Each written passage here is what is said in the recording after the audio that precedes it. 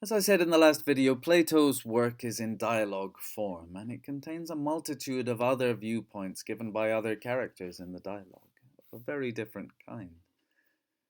And as well as arguing against the democratic view of justice, there's another argument and another view of justice that comes very near the beginning of the Republic, and which Socrates is trying to argue against. And it's presented by a figure called Thrasymachus. And it's a kind of baseline, cynical point of view that perhaps we're all tempted to believe in at one point or another. And it's the view that what we call justice is really just an obfuscatory term for the interests of the powerful.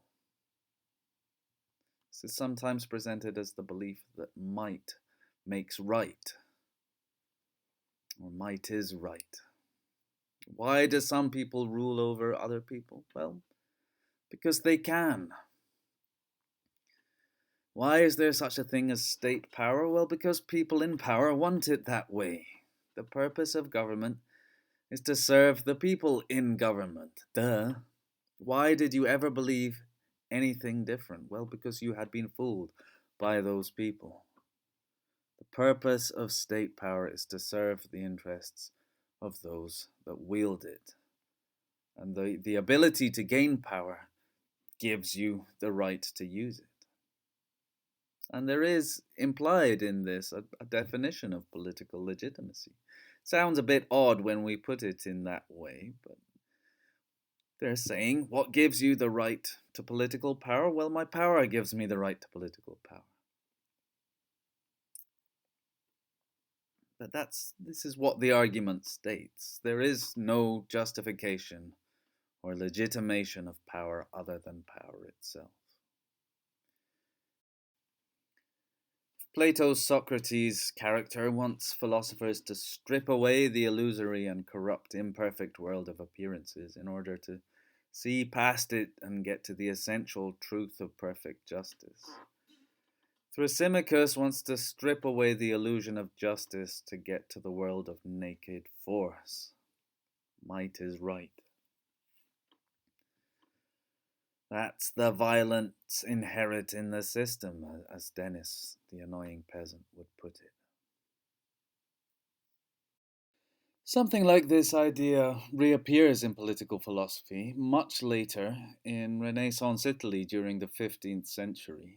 The Renaissance was that period of renewed interest in classical learning and the study of antiquity. And as the Middle Ages came to an end and the hold of the Christian church over people's beliefs began to loosen, people started rediscovering and reading philosophers from pre-Christian times like Plato and other people like him.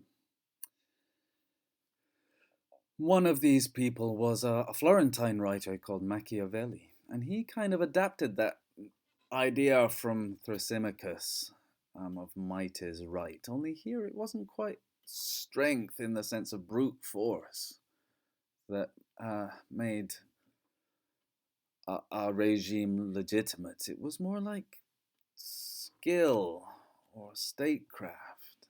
It wasn't enough to be powerful. You had to know exactly when and how to use your power and against whom and in alliance with whom. You had to be strategic. Politics wasn't a science.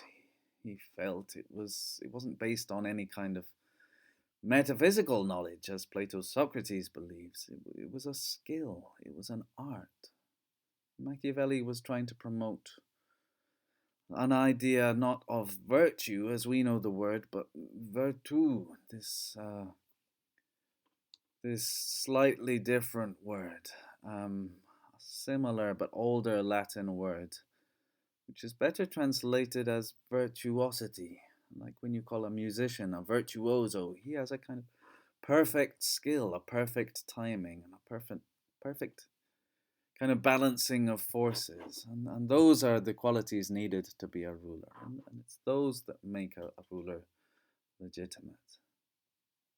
Renaissance Italy wasn't a unified country. It wasn't a single state. And it was a kind of uneasy patchwork of lots of different little principalities who were all constantly fighting against each other and their own fighting against their own internal populations and constantly struggling to maintain an unstable grip on power. And Machiavelli wrote a book called The Prince, which was addressed to one of these princes, these sort of small level princes, and it was really a book of advice about how to maintain power. It was a work of political philosophy, but addressed to the person who wields power and appealing to his interests.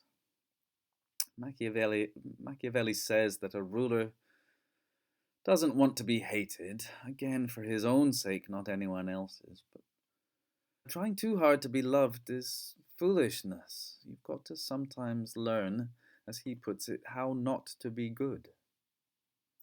Machiavelli is still read and loved by many people. He's read by city boys, by executives in Mayfair or whatever, who see him as the key to success. And Machiavelli has given us this adjective, Machiavellian, to describe this sort of behavior. You see lots of examples of the word Machiavellian in use. Sometimes if you want to see what a word means, rather than look up a dictionary, you need to watch the word in action. Sometimes typing it into Google News is the best way to get a sense of it, and I've given some here. So, over the last few videos, we've seen different ideas about what gives someone the right to rule over others. We've had Plato, who believed it was knowledge. And for him, this meant abstract metaphysical knowledge. And his adversary in argument, who believed it was more force, strength that was needed. And then, a lot later, Machiavelli, in a way, perhaps combined the two. It wasn't knowledge or force on its own, but perhaps a kind of mixture of the two, a kind of thoughtful use of force, a strategic mentality. We're going to be asking questions about these things when we meet. You can have a look at them here. Pause the video and have a think.